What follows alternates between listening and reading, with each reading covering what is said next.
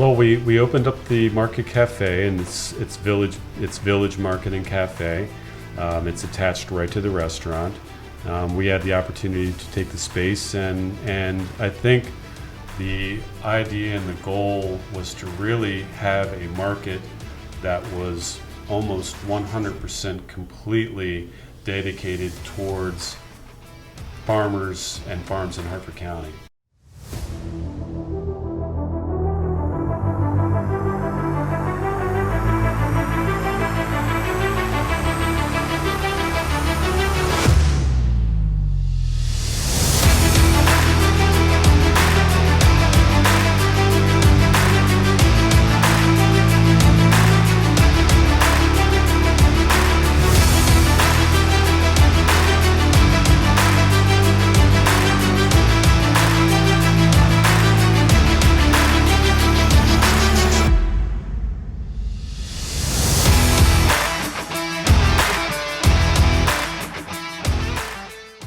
Hey, what's going on, everyone? It is Tim here with the TMA Connection, our local community podcast that puts the focus on people who are doing great things in the community.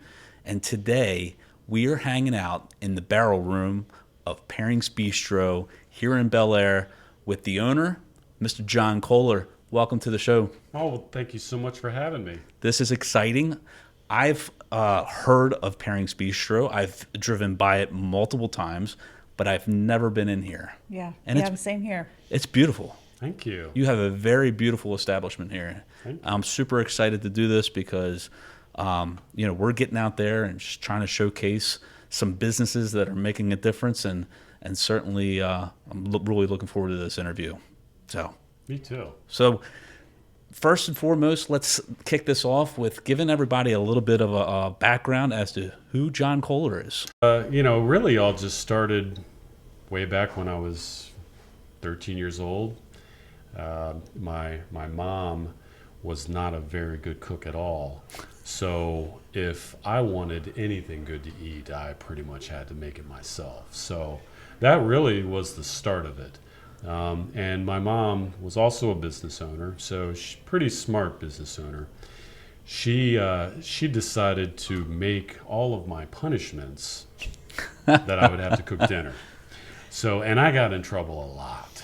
So I was always cooking dinner. So it really started with me cooking at home, and really starting to enjoy it. It was something that I could do to create, and I got to make whatever I wanted. So, and then my mom actually ended up signing me up for some cooking classes. So I would remember I was 12 years old, and I was taking cooking classes down the street from a really nice Chinese woman. Taught me how to make all sorts of Chinese cuisine, and so it really just sort of branched from there.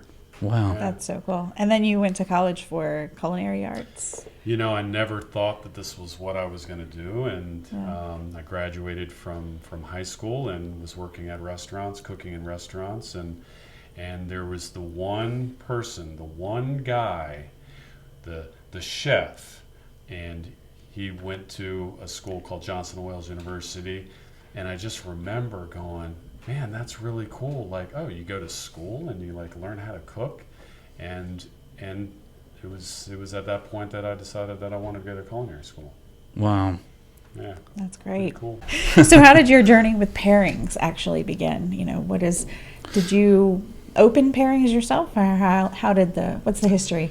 So there's a little bit of an interesting story behind that, but I guess just being in the business, and you grow up cooking in these restaurants, and you're working nights, you're working weekends, you're working when everybody else is off. That was really tough for me, and I decided to get away from that, from cooking in restaurants, and what I was getting really interested in was wine. Mm-hmm. And discovering wine, discovering the different nuances of wine, and to me it was fascinating. So it was a distributor rep, somebody that was calling on us and selling wine to us, said, hey, you can make a living selling wine. And I thought that was just the most fascinating thing, that I could make a living going around and selling wine.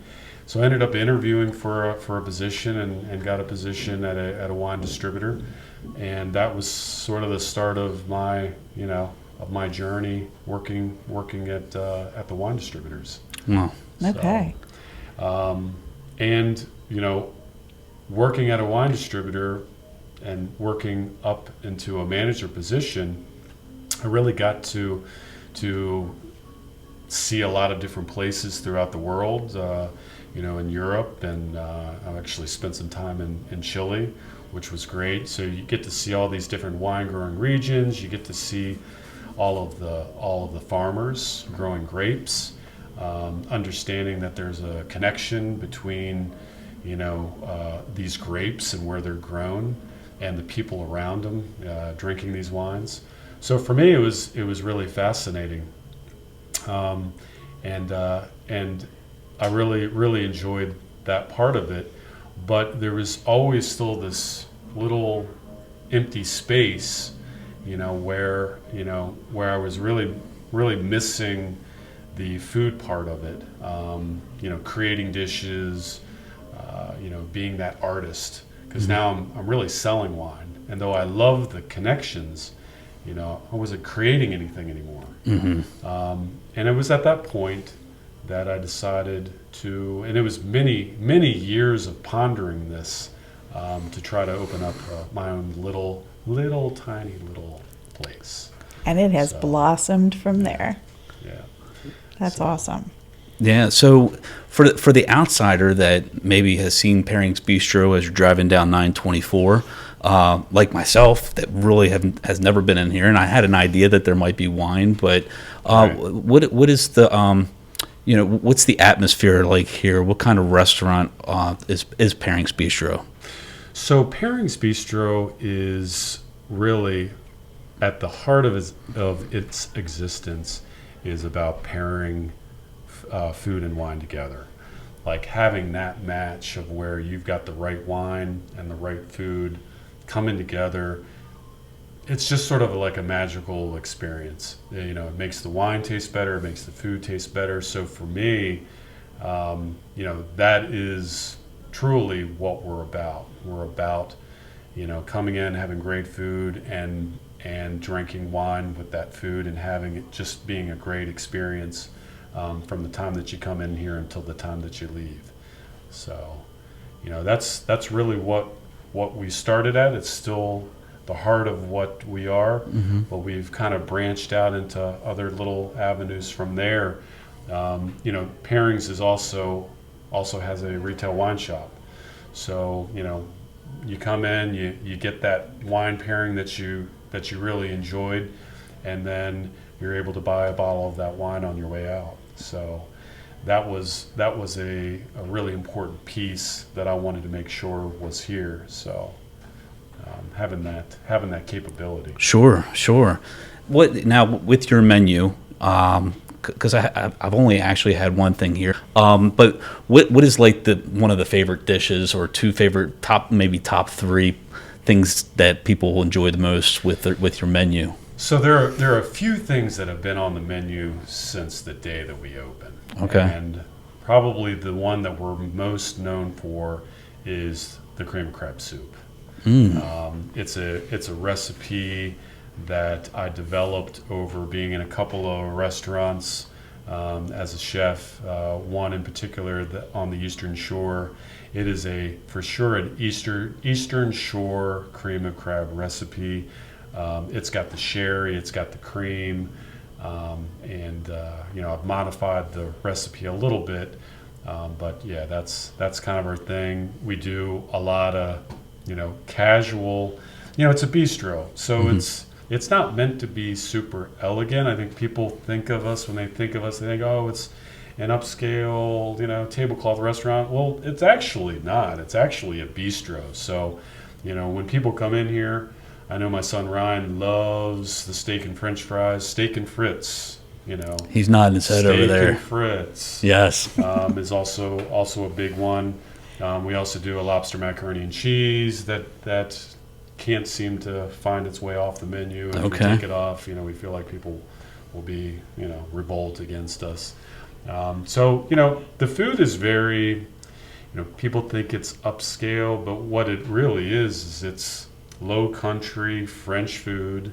And the heart of its existence is French food, but it's really comfort food. And it's it's what people it's what cooks and servers and everybody at these fine dining restaurants, when they get off work, they want to come to a place like mine.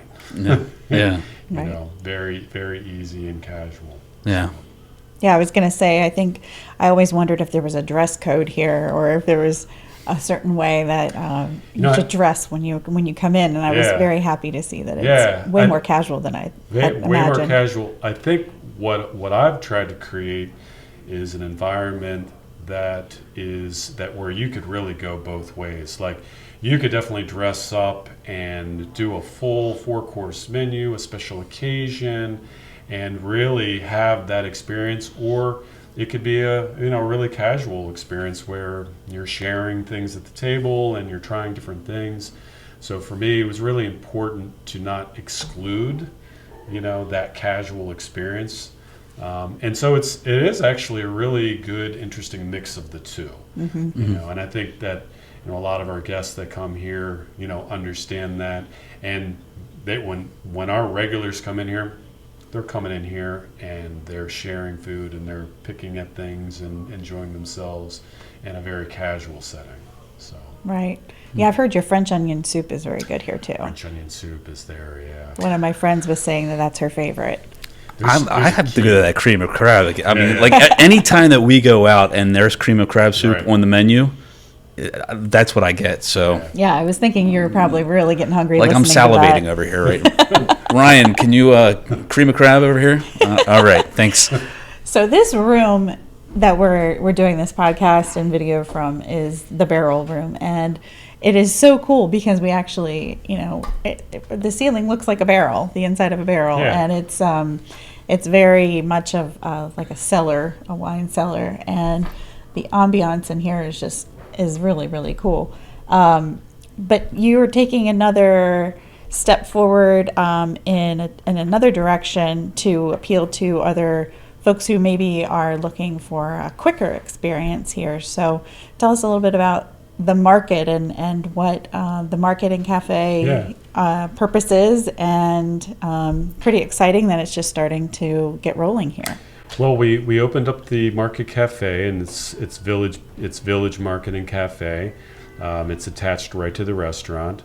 We had the opportunity to take the space, and I think the idea and the goal was to really have a market that was almost 100% completely dedicated towards farmers and farms in Hartford County.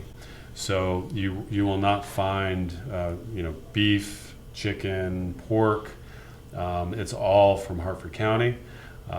We do Broom's Bloom ice cream and cheeses. We do Key's Creamery ice cream. All of the vegetables that are coming from a farm in Havre-de-Grace called Third Way Farm.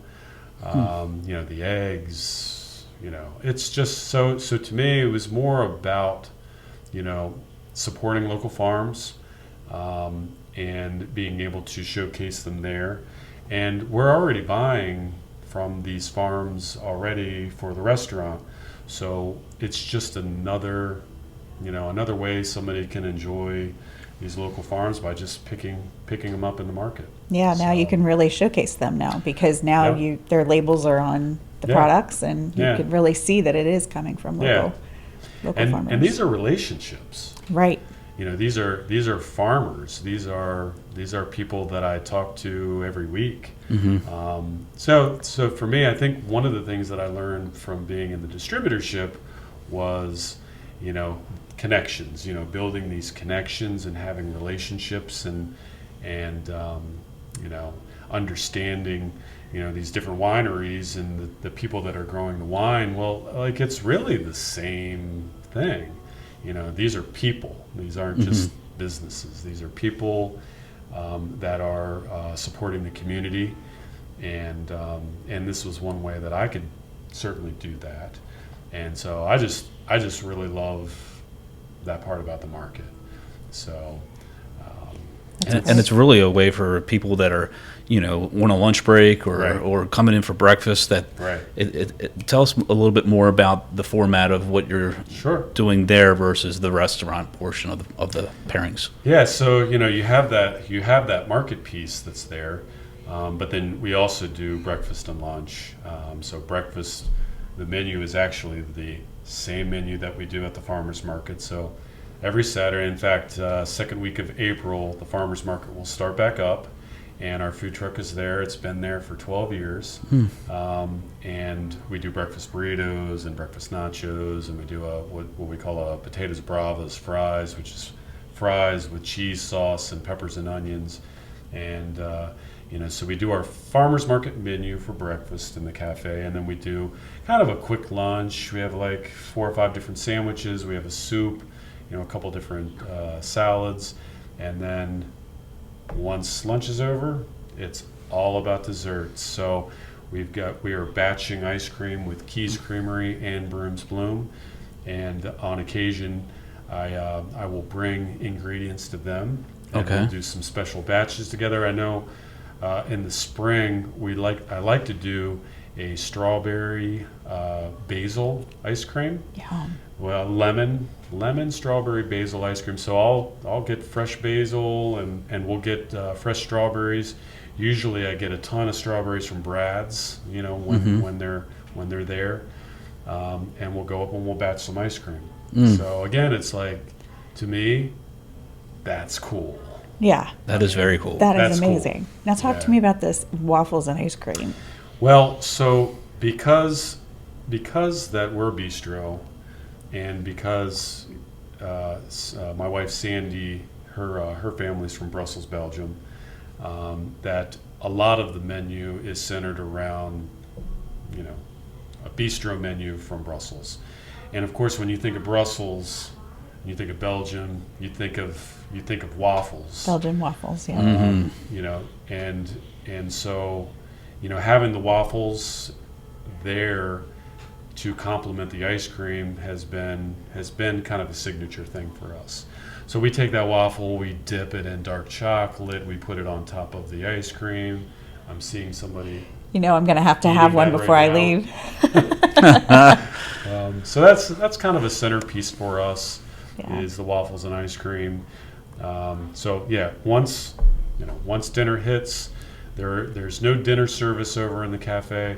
But if you want dessert, you can definitely get a bunch of different items for dessert over there. So, and hopefully ice cream's a part of that, and waffles. Yeah, it just looks delicious. I haven't yet tried it. My personal favorite is to come in and get the chicken salad. Yeah. But that's I did have the Brad's roast beef the other time. Yeah. And what's the salmon sandwich? Is that what it's called, the salmon sandwich? Well, so what we do is we take we'll get fish in every day. We'll take a side of salmon, and we'll actually do what's called a quick hot smoke. So we'll actually take it in a hotel pan that's has a perforated pan inside of it. We'll throw some wood chips in there. We'll smoke it for about 20 minutes, and then it comes out, and that goes on a sandwich. We do a little boars and cheese, some tomato. Yeah. Mm-hmm. It's been a good dish. So you have the market side, okay, but now you're under construction too. So tell us a little bit about it. So you're expanding in the middle of everything. Well, we started this even really with the market. It started right in March of 2020. In fact, the contractor was walking through the space with all the subcontractors, getting together, pricing. And bids and estimates for how much it's going to cost to do the expansion. It was March of 2020. It was the weirdest thing because I think everything hit. the next week we were completely shut down. Oh my gosh! So it was interesting. But what it's done is it's allowed us to take some time. So here we are, 2 years into it, and the market cafe's done. now we're working on the bar area. So the bar area is a really important piece, because what we're finding, and a lot of other restaurants are doing the same thing, is people really just want to come in. It started with, okay, I don't really want to dress up in a tie and a suit to go out to dinner, or wear this nice dress. I just want to go and be comfortable and casual and sit down and have dinner. Mm-hmm. Well, now it's actually even going a step further, where, well, I don't just want to be casual and be comfortable, but I want to go sit at the bar, and I want to have this beautiful bar and have this really nice casual setting, and we just want to have a nice meal at the bar. And that's what our guests have been telling us, and they've been telling us that for probably 3 or 4 years now. Mm-hmm. So so the bar that we're creating is going to be pretty amazing, and the bar will actually be constructed out of all wood that was harvested in the county. Wow. So cool. It'll be milled here. It'll be built here. It'll be super rustic. Of course, a little French. As far as the decor will be a little French bistro-ish, but that's what people want. They want that casual feel. They want to just sit at the bar.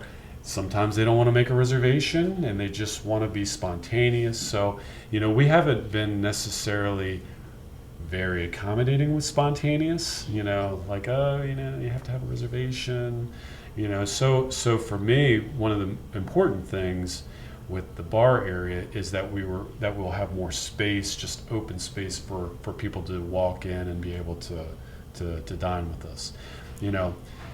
When people come in and we're not able to accommodate them because they don't have a reservation and then they leave, that's hard for me to look at, and it's not that it's not because we're losing revenue that we could have gotten. It's because I wasn't able to accommodate somebody. I wasn't able to make somebody happy. I wasn't able Right. to contribute towards that experience, and so I think this will help us again be able to be multifaceted, different. We can be different things. Mm-hmm. To people. Different occasions call for different, experiences. Right. So You're really growing with the times. yeah, And your commitment to local, local businesses and farmers, and even down to, the building materials for the bar. Having Yeah. that rustic. right. However you said. Yeah, well, that part is really important for us, and it's hard to buy local Yeah. for a restaurant, because you need consistency. Mm-hmm. And that's sometimes hard to find. Mm-hmm. And you need it delivered, which is hard to find. I mean, Especially right now. So it takes a lot of effort, but for us, it's always been a passion of mine to be able to do that, to be able to support those local farms. What I'm actually finding now is that with everything going on with supply, Mm-hmm. that this is actually a great opportunity to buy Yeah. local, because as prices are going through the roof with food, the farms that I'm buying from have been very, very consistent with price. Like, their world hasn't been shaken upside down as much as the corporate, commercial, farming has gotten shaken up. It's still just the farm down the street that's growing their vegetables, and they have their beef, and so what I'm finding is that the price gap between commercial and buying local has shrunk. Buying local used to be, up here, so much more than just going to the grocery store and buying, you go to the grocery store, you buy your chicken on sale for $1.99 a pound. Mm-hmm.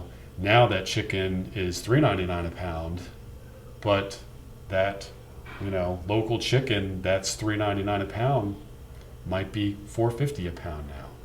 So Right. so for me, it's really important that we buy local, and I think people are even more so are getting that.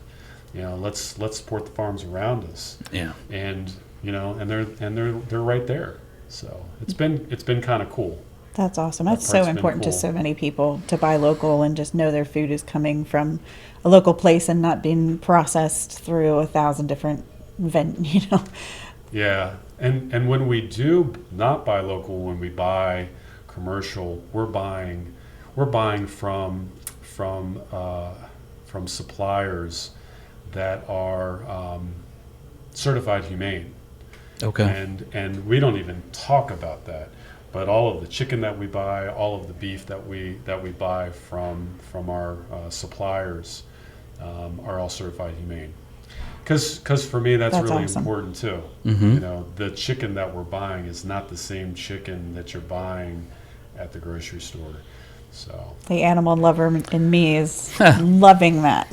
yeah, Absolutely. The stomach in me is saying that's quality. That's Yeah, quality. that's right. yeah. So when can people expect to see this new bar opening up and having more seating available?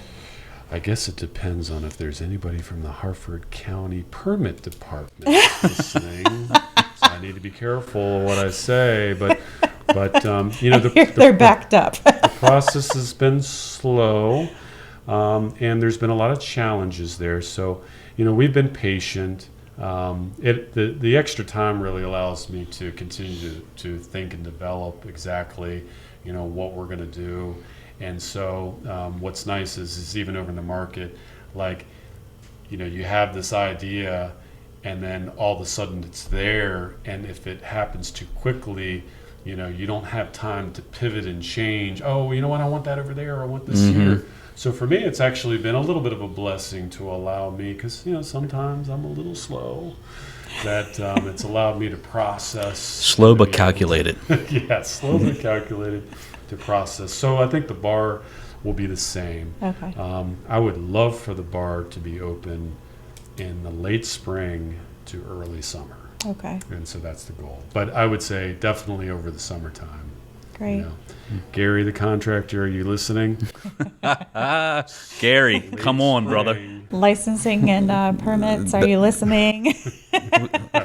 Gotta really think. Do we have a connection? Yeah. Oh, my wheels are already turning. Right.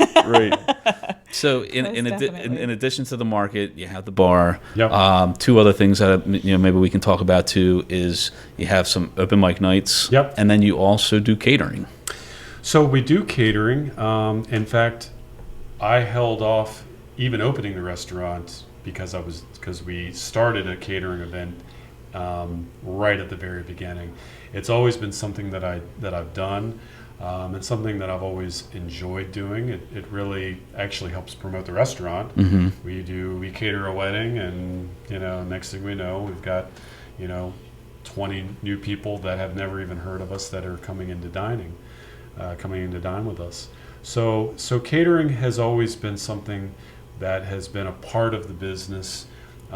It's becoming less of a part of the business over time as we really start to focus more on the market, and we also started a food truck about 5 years ago, and I love the food truck. The food truck's been a lot of fun though, and so for us, even though we're not really what I call gypsy food truckers, it's been a part of the business that I've loved. And what's nice is we can control where we go with the food truck and how much we want to do. So some of our favorite places to go are Hopkins Brewery, Okay. which is just a fantastic place. And if you've never been there, I highly recommend you go.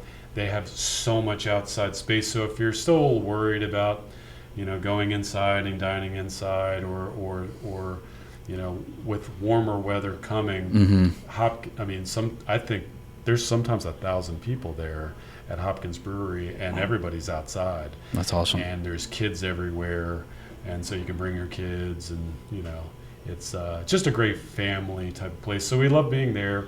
There's also a brewery in Forest Hill called Double Groove. Okay. And what I like is, they're age-wise very similar in age, the owner, Mark, Okay. and Lisa. And so they, they have vinyl. You can bring your vinyl and they'll spin it right there for you, Oh. That's pretty cool. which is pretty cool. And lots of great music there. So they're definitely in that 80s, 90s, rock.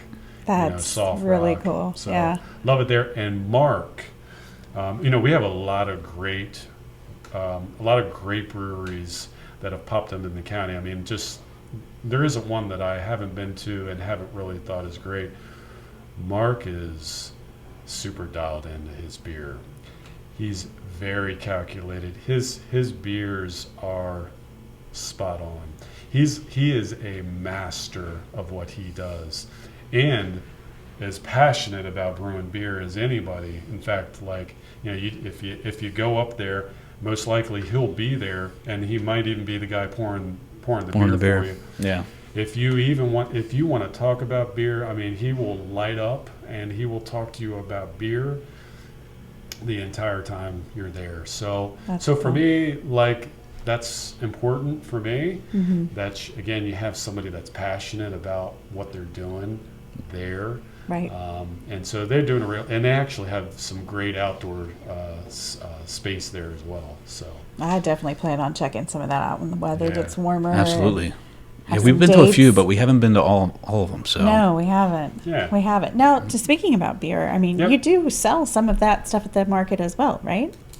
Oh, absolutely. So there is a wine shop. You can get beer and wine out of the wine shop as well. Okay. So yeah. Now that's at the cafe, right? And when you walk Yep. in, there's just a whole wall. there are some of- beers I was looking at that. I saw that. I'd never heard of them before. Yeah. It's So where do they all It's kind of a come from? combination of, if you look at imported beers, we have a lot of Belgian beers, obviously, still playing with that theme. Cool. And Belgian beers are my favorite beers.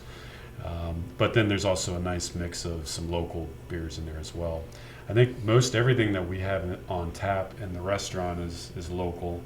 So, I mean, and I think we're the only restaurant as of right now that actually has Double Groove beers on tap. So I was able to, rip a few kegs from him last week. And so That's yeah, great. That's pretty cool. So, That's and then awesome. the food truck does go to the farmer's market. So we've been there for 12 years. We really just enjoy being at the farmer's market. It's actually 8 to 12 this year. Okay. So it's always been 7-Eleven, and I think they finally figured out that nobody's showing. There's like a handful of people that show up at 7 o'clock, Right, but right. everybody's pretty much showing up after 8 o'clock. So, and Right. then at 11 o'clock, everybody's scrambling to try to get in, Uh-huh. and shut Shutting off. down, So yeah. I think 8 to 12 was a really good move by them. So you'll definitely find us at the farmers market if you want a breakfast burrito. We're there every Saturday.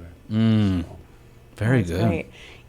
You appeal to so many different people and palates, and whether you're out at a brewery or wanting a very more formal dinner Mhm. Yeah. atmosphere, it just seems like it's a little bit of everything. there's part of me that feels like I am a little bit of a fisherman. I'm casting that line out there to see who's gonna grab onto it. Right. But the heart of it really, all of it really mingles together. It's all centered around the same thing. Yeah. So it's Yeah. just sort of like repackaging it in different ways. Yeah. Yeah. For different people. So. Cool. That's great. Yeah, I mean, and I guess that leads me to one of our. We've got just a couple more questions here. Don't want to Sure. keep. I know you're a busy man. You're a busy man. What's the difference that you're looking to make? I know we've kind of hit it in our conversation a few times, but there's certainly a uniqueness, a difference that you're making with Pairings Bistro. What is that? I just think it's just about community, and I think what we're trying to do here is create something that's a little bit different, you know. And I think that you know, people that come here appreciate that, and I think that they appreciate that we're here. Yeah. And so for me, you know, it's not necessarily just about business. It's about being part of the community. It's about supporting the community in whatever way that I can do that. And it's also about supporting the people that work here as well. So everybody that works here, you know, feels empowered to, you know, I feel like I almost have 50 owners that work here. You know, each person that works here really works here, and they feel like it's their place too. So it's not just me, you know, it's not just me and this, you know, running this business. I have a lot of really great employees that have been here for a long time that, you know, really treat this place like theirs. So it's you know, it's about a lot of different things. It's about, you know, having a balance in your life. You know, it's about, you know, spending time with your family and being able to enjoy all those things that you want to enjoy. Yeah. So for me, I kind of hope that at someday when we're looking back on this, you know, that people really, you know, really have great things, you know, great feelings about the place, you know, even in the future when maybe it's not here, or if it's something else. Yeah. So, but you know, I think we're going to be here for a little while now. Yeah. We're gonna Yeah. be Sure hope here, so. So Yeah, I really admire you, and I'm glad you did say something there that I wanted to ask you. It kind of came up in my mind. It's not even scripted or written or anything. But it's being an entrepreneur, being a business owner is a very time-consuming thing. Yeah. And, you know, certainly we're running a real estate business Yep. while trying to keep a family happy, smiling, loving. It's like there's so many things going on. Time is just, it's crazy. yeah, It's crazy. It's crazy. So, is there anything that, like, any advice or anything that you could tell me that has really made a difference in your life, in the business, that has helped you flourish even more outside of your business? I just feel like you know, when you have your business and it is you know, calling all of the shots, and there's not somebody telling you what to do, it really becomes real. Where you know, where you have to do all of these things, and how do you do all of these things and keep it all together? I think for me, that's been, not only has it been the most challenging thing, but it's actually been one of the things that I've been the most proud of.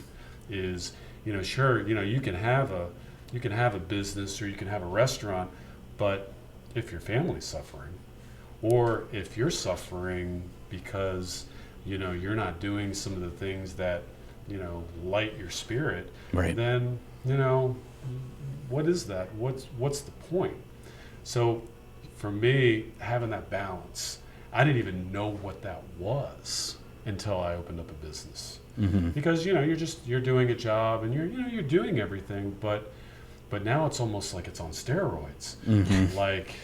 Like everything just kind of speeds up, and you have all of these things that you have got to do. So for me, you know, when people come in and you know, in particular employees or guests that know me, and they say, John, I go, I really, it's really cool how you still, you know, yeah, maybe you're not here. I don't see you at night. And they say, well, he's doing something with his family, or you know, doing, you know, playing the bass or doing an activity or something.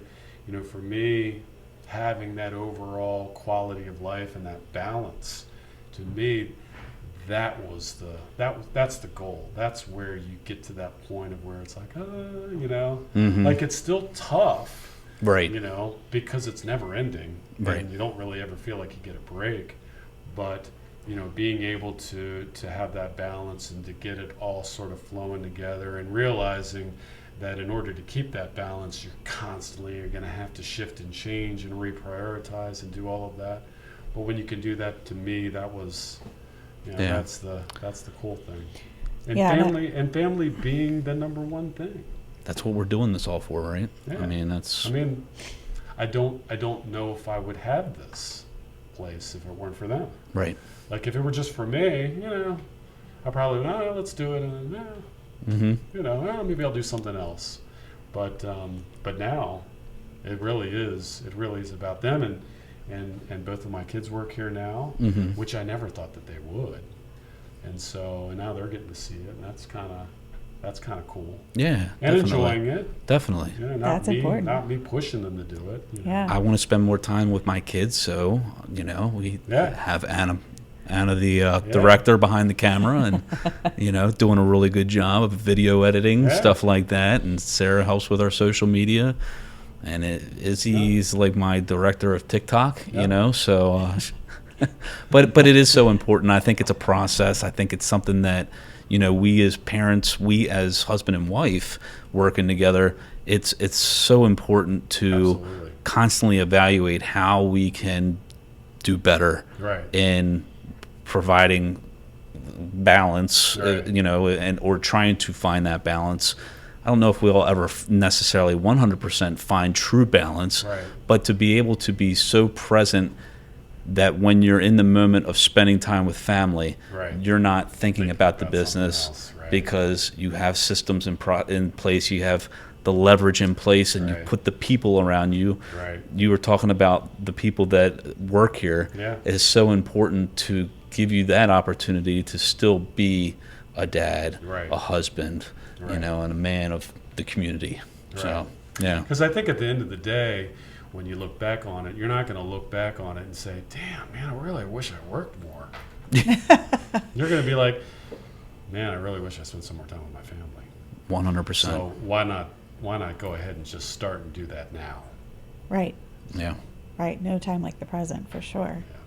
Now that kind of leads to something that I'm thinking that's top of my mind is when you're open here, you do close on a day. And you do dedicate that time to be present with your family. Well, we always say if Chick-fil-A can close on Sunday, we can close on Sunday. So, we've been closed on Sundays for 5 years now, and it actually has been great. I think people respect that. Yeah. They respect that, Yeah. So.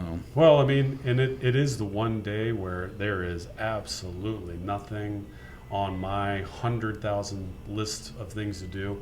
There is absolutely nothing on that list except for whatever we're going to do together as a family. So if anyone wants to complain because they're not open on a Sunday, just remember the bigger picture. We have to work on Sundays. I know. That's when people want to go look at homes. Maybe our Sunday is a Wednesday, right in the middle of the week. Right. We got to figure that one out.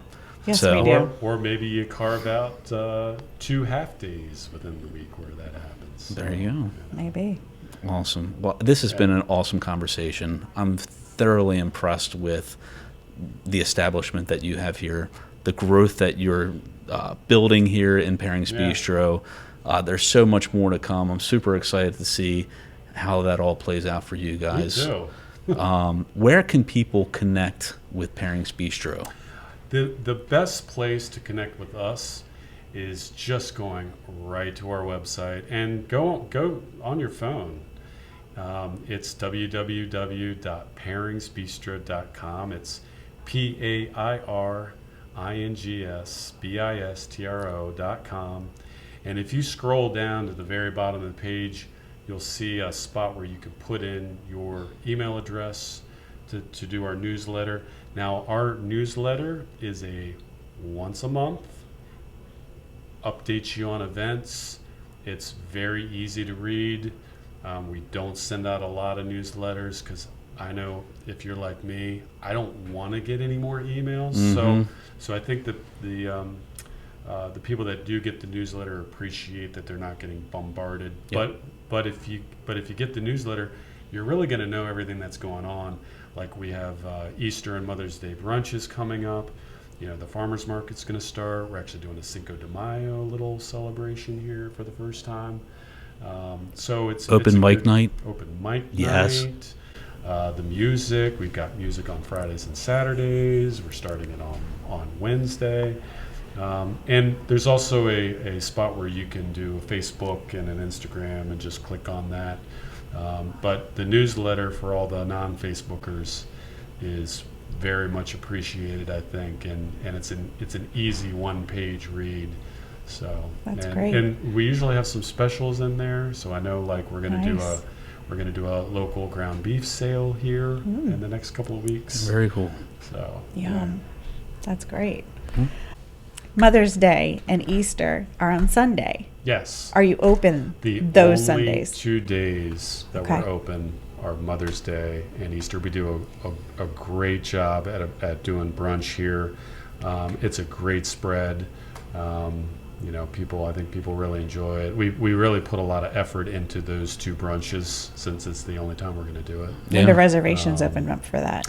We are actually opening up reservations, and they might actually they just opened up. But if you go to the website and sign up for the newsletter, I think all of that is going out at the end of next week. Nice. All of the menus. We have some new menus coming out next week. We have a new dinner menu coming out, a new lunch menu, a new cafe menu, farmers market menu. There's a lot of change. So when this goes up on YouTube and on the podcast platforms, which is in about 2 weeks from today, That's a good time. it's perfect. Yep. So Yeah, go to the website, check everything out. Yep. It's a Yep. great place you don't want to miss out on, for sure. I know.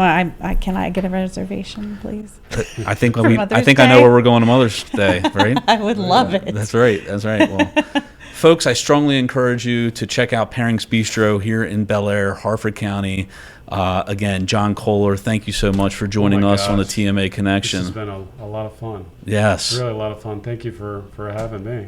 Yeah. Absolutely. Absolutely. Keep doing what you're doing. You're doing awesome. Yeah. Yeah. I think people here should feel blessed to have such an awesome leader Yeah. to work for. Absolutely. So, yeah. Ryan's lucky, isn't he? Yeah, Ryan's very Ryan's lucky. Ladies and gentlemen, thank you so much again. It is pairingsbistro.com that you can go to. If you want to connect with us, you can go to Facebook or Instagram. We're at the Markland Advantage. We're on TikTok at TMA Real Estate, and we're on YouTube. Just search the Markland Advantage, and you'll find the TMA Connection shows there. And while you're over there, hit that subscribe button. Yeah, and if there's ever anybody else in the community who's doing great things, please get in touch with us, because we'd love to introduce more people like Jon to the community who are doing really great things. So Absolutely. just get in touch with us. Again, Jon Kohler, Pairings Bistro. Thank you. Thank you, guys. Thank you so much. Until next time, folks, live your life to the fullest, and we'll see you soon. Take care.